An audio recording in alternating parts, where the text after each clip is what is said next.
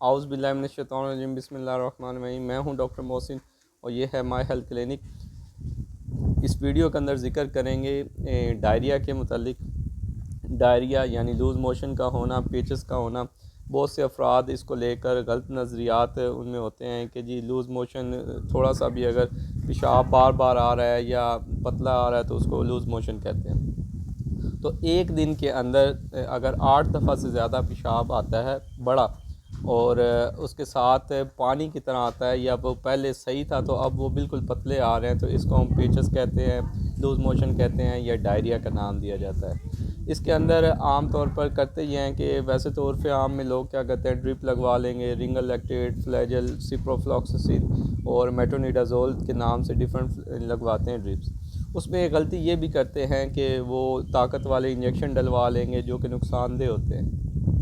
इस दौरान करना ये होता है कि सिंपल आपने जितना लूज़ मोशन आ रहे हैं, जितनी दफ़ा आप पेशाब कर रहे हैं, जितनी क्वांटिटी में कर रहे हैं, उतना ही आपने नमकोल वाला यानी ORS का इस्तेमाल करना है। वो एक साशे 4 पानी में मिक्स करते हैं या घर के अंदर भी बना सकते हैं। तो वो आप इस्तेमाल करते हैं तो उससे लूज़ मोशन कम होना शुरू हो जाते हैं। साथ में ये कर सकते हैं कि नरम ग़िज़ा का इस्तेमाल करें, जैसे तली हुई चीज़ों से या रोटी से भी इवन कुछ दिनों के लिए अवॉइड किया जाता है। और बेहतरीन चीज़ है इसके अंदर आप खिचड़ी दलिया वगैरह ले सकते हैं। और खिचड़ी में एक चीज़ ज़हन में रखें कि जब पानी चावल बॉयल किए जाते हैं तो उसके अंदर पिच निकलती है। हर ज़ुबान में अपने अल्फाज हैं, लेकिन चावल बॉयल करने के बाद जो पानी निकलता है उसको पिच कहते हैं। उसके अंदर विटामिन बी कम्प्लेक्स होता है जो कि मददगार होता है लूज़ मोशन को रोकने के लिए और साथ में उस कमज़ोरी को और कम करने के लिए। तो अगर आप सिंपल घर के अंदर ये करते हैं तो ये काफ़ी होता है और इससे ठीक हो जाते हैं। और अगर ये नहीं करते तो फिर कोई भी दवाई जो है वो अपना काम पूरी तरह नहीं कर पाती, क्योंकि ज़रूरी है कि जिस वजह से है उसको कम किया जाए। और मेन हमारे यहाँ वजह क्या होती है, वो होती है पानी का बॉयल ना किया हुआ इस्तेमाल करना या इन्फेक्टेड पानी का इस्तेमाल करना। यानी वो पानी जो गंदा था या कहीं मिक्स हुआ हुआ था। और सबसे बड़ी चीज़ कि जो अब आजकल फ्रूट खाते हैं या सब्ज़ियाँ इस्तेमाल करते हैं, वो अक्सर औक़ात ऐसे भी होता है कि उसे बाहर गंदे पानी से धोया जाता है। इवन दूध इस्तेमाल करते हैं तो बहुत से गवाले ऐसे हैं कि जो दूध में पानी मिक्स करते हैं और वो ये नहीं फ़र्क करते कि वो पानी साफ़ हो या क्या हो, वो जो भी हो वो डाल देते हैं। तीसरा ये है कि हमारे यहाँ एक बड़ी चीज़ है, वो है मक्खी। ये हाउस फ्लाई जो घर के अंदर मक्खी होती हैं, ये जहाँ पे बैठती हैं बाज़ औक़ात आपने हमारे यहाँ खुली नालियाँ होती हैं जहाँ से गंदा पानी गुज़र रहा है, ड्रेनेज का सारा सिस्टम इसी तरह से है। तो पानी जब पानी के ऊपर या पखाना बाहर पड़ा हुआ है, ओपन एयर वॉशरूम है, बाहर अगर कोई भी गंदगी पड़ी हुई है तो उसके ऊपर मक्खियाँ बैठेंगी।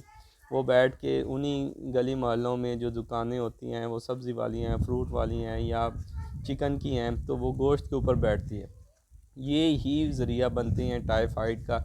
और हमें पता है कि जो हाउस फ्लाई है उसी से टाइफाइड आगे फैलता है। तो ये आप सिंपल अगर इन चीज़ों को करते हैं और पानी को आप बॉयल करके इस्तेमाल करते हैं, अगर लूज़ मोशन है तो नमकोल वाला पानी इस्तेमाल करते हैं, सादा पानी इस्तेमाल करने को अवॉइड करते हैं। तीसरी चीज़ जो की जाती है वो ये है कि आपने अगर पेशेंट मुंह से ले सकता है और उल्टी नहीं आ रही तो कोशिश करें मुंह से ही करें, क्योंकि कोई भी अगर उस पानी में भी मसला होता है तो वो जिगर उसे साफ़ कर सकता है, मैदा उसे साफ़ कर सकता है। लोग क्या करते हैं, इसको बाईपास करते हैं और डायरेक्ट ड्रिप लगवाते हैं, जो कि बड़ा आसान होता है एक डिस्पेंसर के लिए और एक आम जो देहात में बैठा हुआ है उसको लगाने के लिए, कि 100-150 की ड्रिप आएगी और वो 1000 पे चार्ज भी करेगा, मरीज़ भी खुश और लगाने वाला भी खुश। लेकिन अगर उस दौरान किसी को कोई रिएक्शन हो जाए या कोई मसला हो जाए, ख़ास तौर पर जो ओल्ड एज में होते हैं या हार्ट पेशेंट होते हैं, उनको यही मसाइल होते हैं कि ज़्यादा वॉल्यूम अगर पानी का वो चला जाए, क्योंकि डायरेक्ट वेन में जाना है, ब्लड में जाना है और उसका कार्डिक इजेक्शन फ्रैक्शन कम है, तो उससे क्या होता है कि दिल पहले कमज़ोर है, उसके ऊपर लोड पड़ता है और वो जानलेवा भी साबित होता है।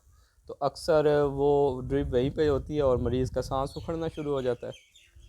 इसकी वजह से वो जो डिस्पेंसर या जो भी उस वक़्त तिब्बी अमले में से कोई भी होता है, तो वो वक्ती तौर पे तो ख्वाहिशात पे अमल कर रहा होता है कि जी बुज़ुर्गां ने ड्रिप लग गई, अल्लाह खैर करे और अब ताकत आ जाएगी। वो एक तसल्ली तो होती है, लेकिन ये है कि अगर वो रिएक्शन हो या कोई मसला हो या काउंटर इंडिकेशन हो, उसको नहीं लगानी चाहिए और उसने लगा दी, तो उसकी वजह से वो जानलेवा साबित होता है, और फिर एक ऐसा एक्सपीरियंस, बैड एक्सपीरियंस होता है कि फिर वो कभी किसी की मदद नहीं कर पाता, और ना ही माशरा फिर उसको कबूल करता है। उसे फिर जानलेवा या नीम हकीम के नाम से वो लेबल लगा दिया जाता है, जो कि नुकसानदेह होता है।